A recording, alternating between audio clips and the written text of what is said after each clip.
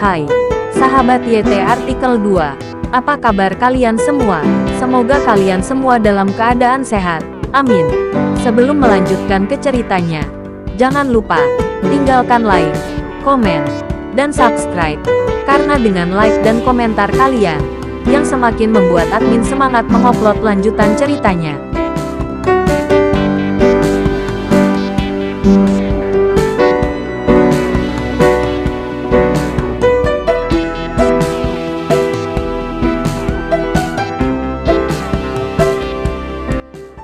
Episode 377. Kisah Aditya, anak bos besar yang berpura-pura miskin. Semakin banyak Vino berbicara, semakin dia menjadi semakin antusias. Dia meludah kemana-mana. Dia sebenarnya berusaha menyenangkan Wahyu. Benar saja, Wahyu cukup puas dengan kinerja Vino. Haha, kamu benar, Paman Vino. Minggirlah sebentar. Wahyu terkekeh dan memberi isyarat kepada Vino untuk pergi dan menyingkir. Vino itu seperti seekor anjing yang mengibaskan ekornya memohon belas kasihan pada saat ini. Mengangguk dan membungkuk kepada Wahyu. Ya, terima kasih banyak, Tuan Wahyu. Setelah mengatakan itu, Ketua Aula Kuno berdiri di samping dan menatap Aditya dengan marah. Seolah-olah dia telah menjadi anjing Wahyu. Aditya sangat terkesan. Tidak ada orang lain seperti Vino ini yang bisa begitu kejam. Dylan, Leo dan yang lainnya bahkan lebih marah dan berharap mereka bisa menghancurkan Vino sampai mati. Aditya, apakah kamu melihat itu? Bawahanmu tahu bagaimana meninggalkan sisi gelap dan beralih ke sisi terang. Mereka tahu bahwa kamu tidak bisa mengalahkanku. Haha. Wahyu sangat bangga dan berkata dengan sinis kepada Aditya. Si tua Wahyu, belum terlambat bagimu untuk berlutut dan memohon ampun. Wajah Aditya masih sangat tenang dan dia berkata dengan tenang kepada Wahyu. Wahyu membuka matanya yang besar dan berkata, harus mengatakan ini, kan? Sialan.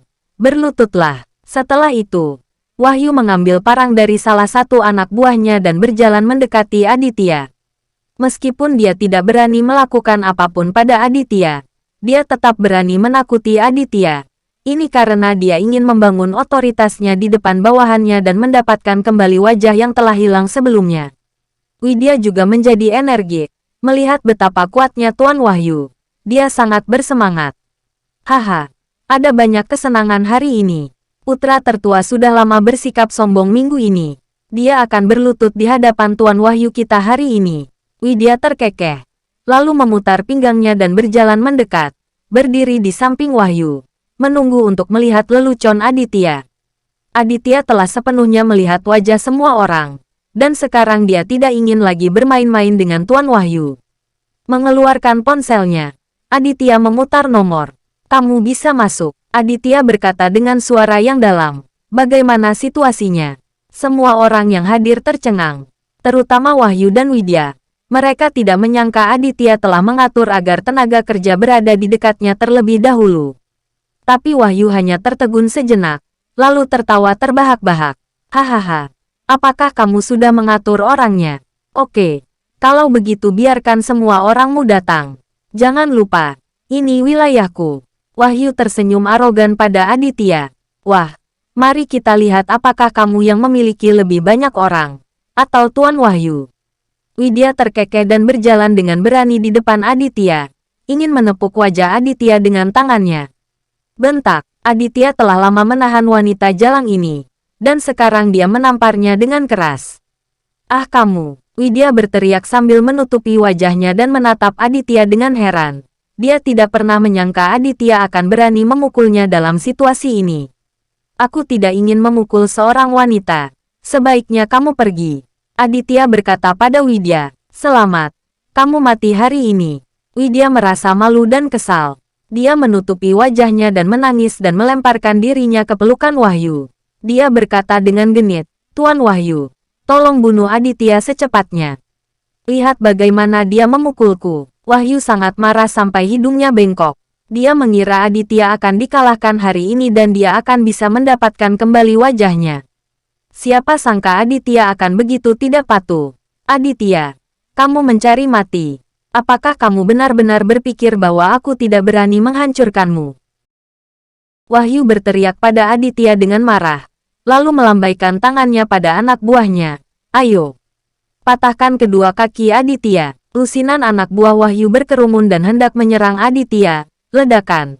Pada saat yang sama, pintu kamar pribadi ditendang hingga terbuka dengan kekuatan yang besar. Dan seluruh panel pintu terlempar keluar, merobohkan beberapa anak buah Wahyu. Suara keras ini mengejutkan semua orang di bawah pimpinan Wahyu. Dan mereka semua melihat ke arah pintu.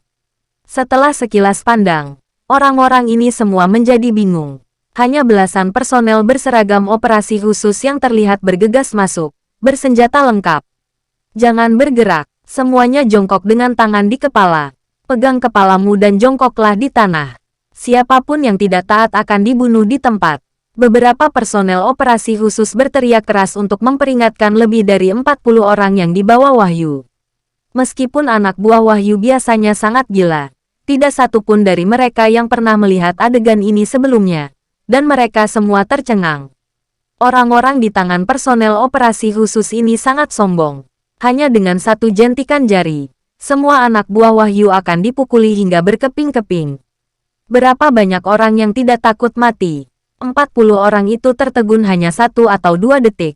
Dan kemudian mereka semua dengan patuh memegang kepala dan berjongkok di tanah. Salah satu anak laki-laki berambut panjang masih belum yakin.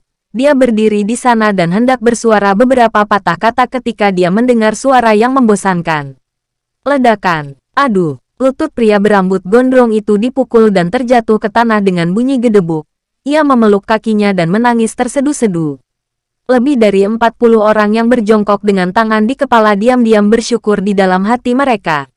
Untungnya, mereka tidak mencoba metode itu sendiri sekarang. Kalau tidak mereka akan sengsara. Ini.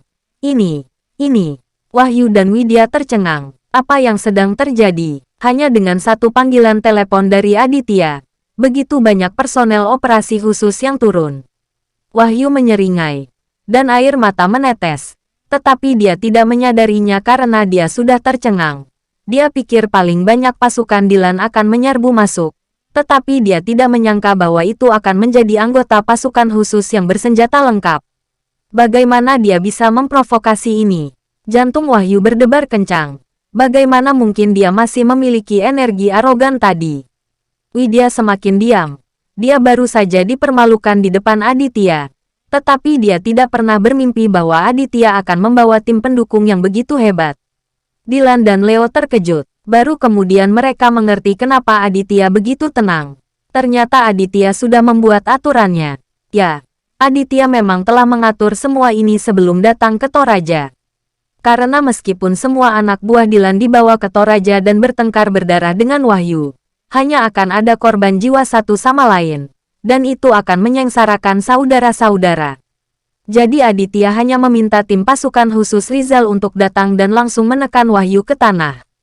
Laporkan kepada Tuan Aditya bahwa Tuan Rizal telah pergi ke perbatasan untuk menjalankan misi. Dia mengirim saya untuk memimpin tim untuk memberikan dukungan. Seorang anggota tim operasi khusus tiba di depan Aditya, berdiri tegak seperti pohon pinus, memberi hormat kepada Aditya dan kemudian melaporkan.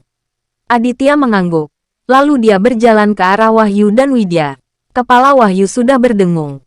Dia menatap kosong ke arah Aditya yang mendekat, dan Wahyu mati rasa. Aditya, Tuan Aditya, Wahyu tidak tahu harus berkata apa. Jadi dia mengatakannya dengan lemah. Wahyu, kamu sangat mengecewakanku. Bagaimana kamu bisa memintaku untuk berlutut di hadapanmu sekarang? Aditya bertanya pada Wahyu dengan tenang tanpa ekspresi apapun di wajahnya. Wahyu berkeringat. Suara Aditya tidak tinggi. Tetapi setiap kata yang dia ucapkan menyebabkan puluhan ribu pukulan kritis terhadap Wahyu. Bersambung.